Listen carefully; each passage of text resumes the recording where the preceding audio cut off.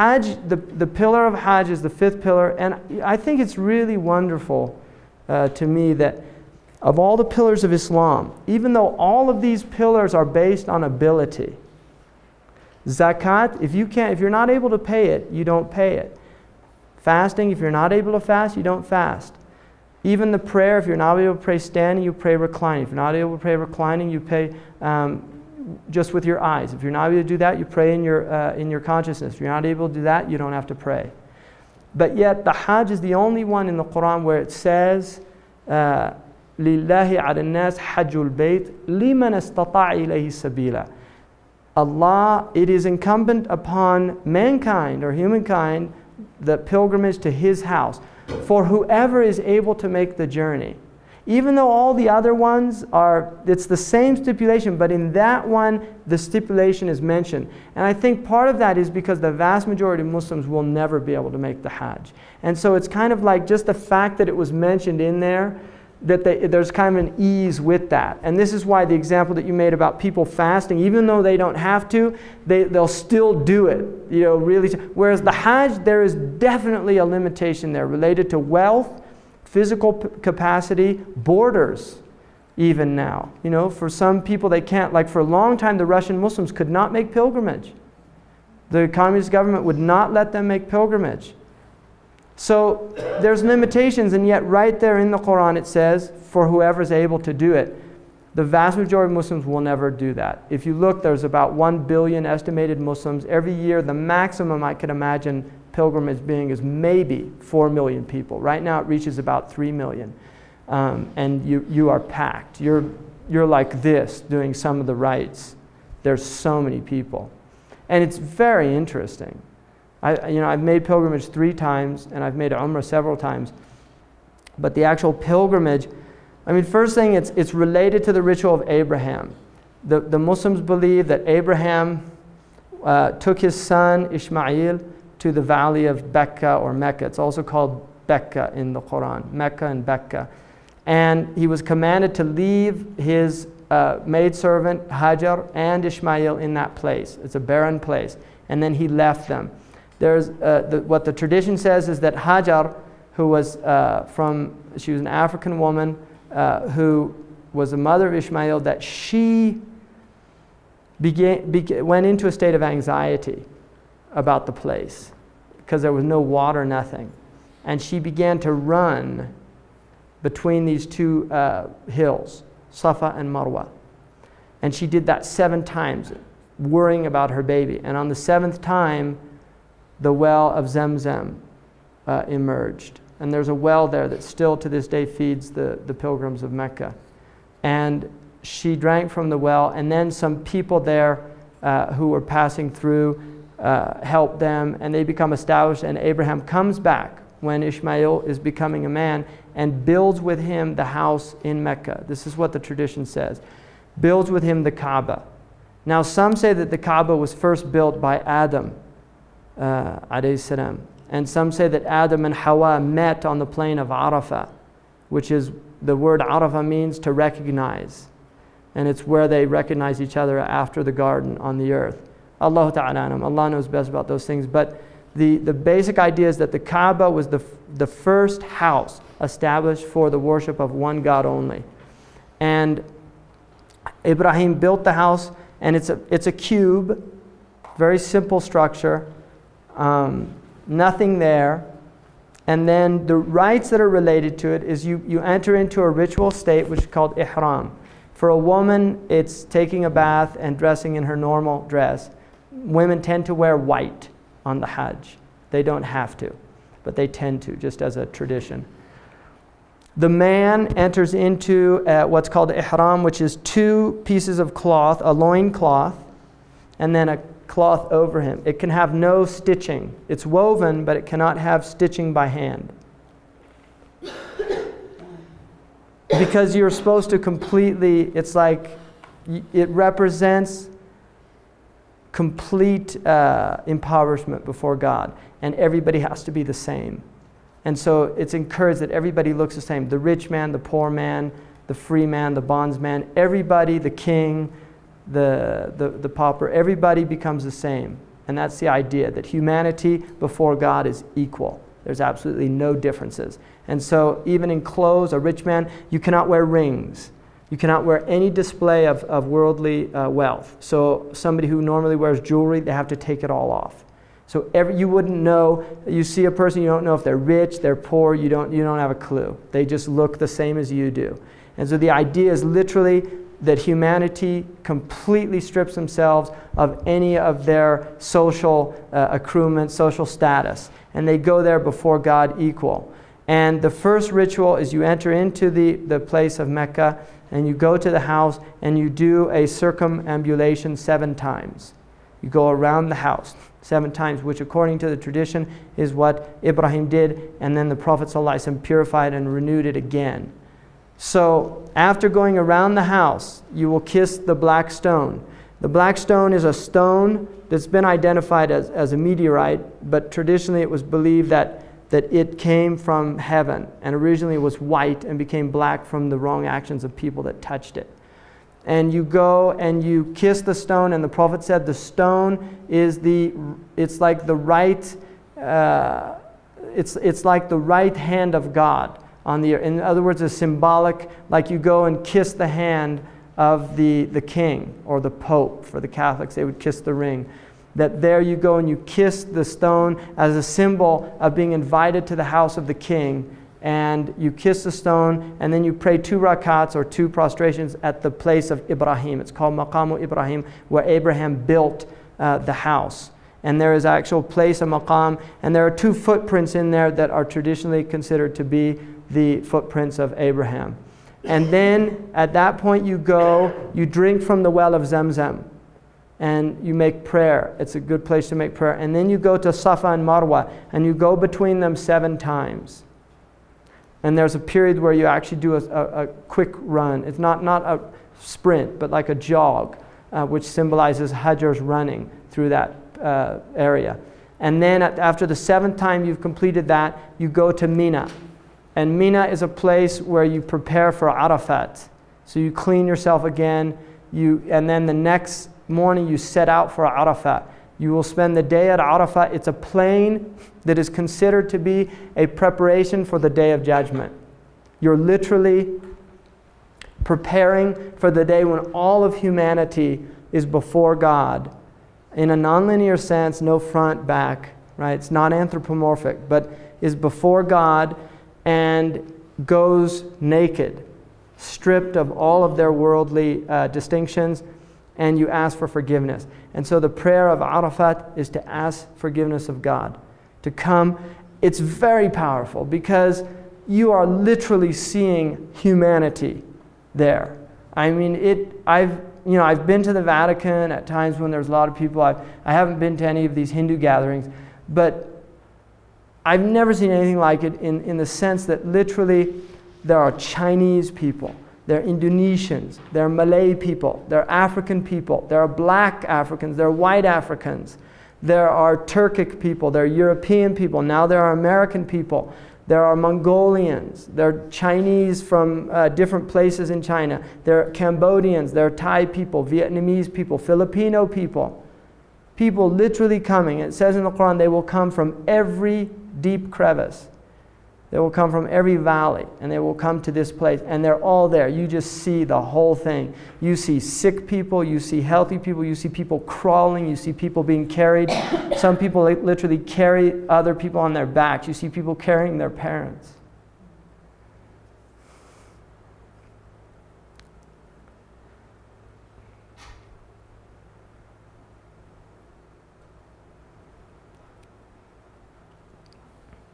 So it's just a very, very overwhelming experience to enter into that sacred space. And the great reminder on that day, the verse that was quoted when the Prophet made Hajj, there was a black man who gave the adhan. And the Arabs looked down on, they had this racism, and they looked down on it, and they said, they asked why that man was giving the call to prayer. And so the verse came down that we have created you in peoples and tribes to know one another. So the idea is people come there really to learn. It's a little difficult. I'm kind of getting back into that today, so just excuse me for a second. Hajj, for some reason, I just have a hard time talking about, because I've been there, and I've had the experience, and they start coming back to me, that experience in that place. But so I'll just try to get over this. The verse just said that, we have created you in peoples and tribes to know one another, and it says the noblest in the eyes of God are the most conscientious. In other words, the one thing that the Prophet said on the Hajj pilgrimage was, there is no preference over a white man or a black man, or a black man over a white man.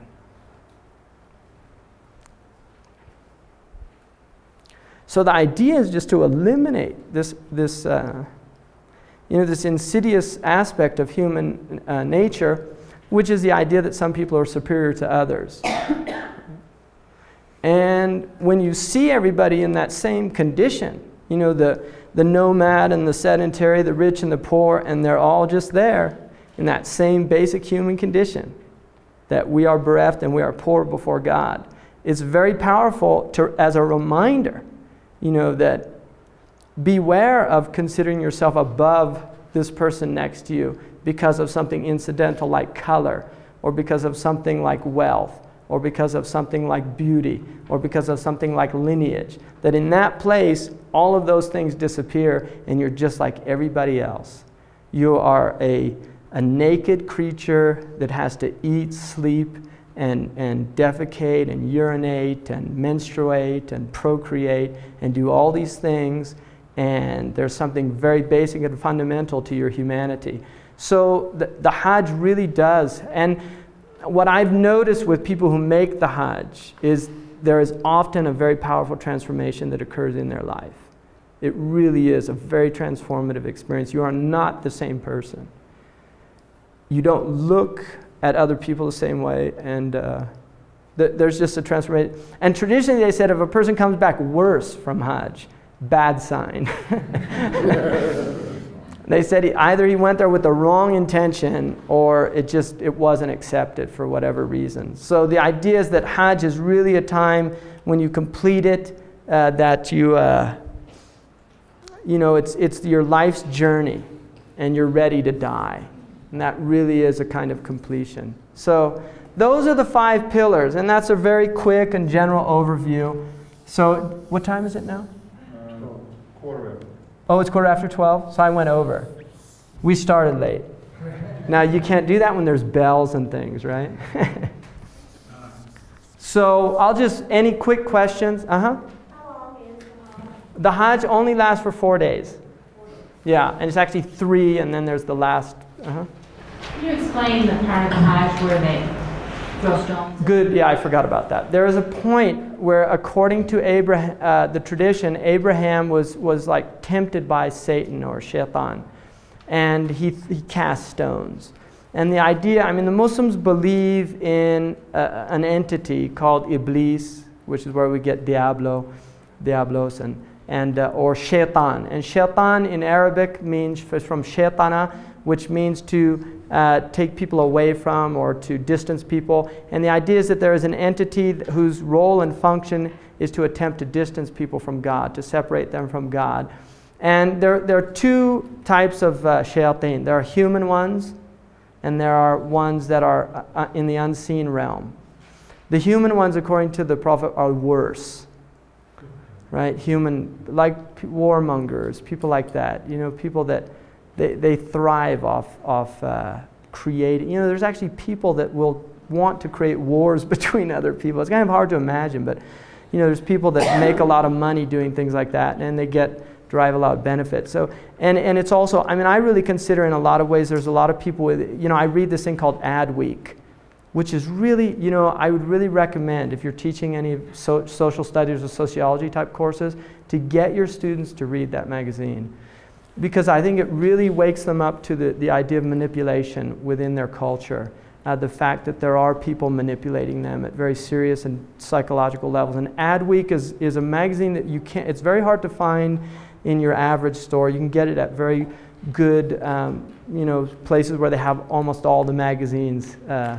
And it's a magazine designed for people who are advertisers. It's not a consumer magazine, it's designed for people. And the interesting thing about the magazine is that the commodity being sold is human beings. That's what's so fascinating. When they put the ads out, what they're trying to sell you is an audience. And they'll guarantee you a certain percentage of sales from that audience.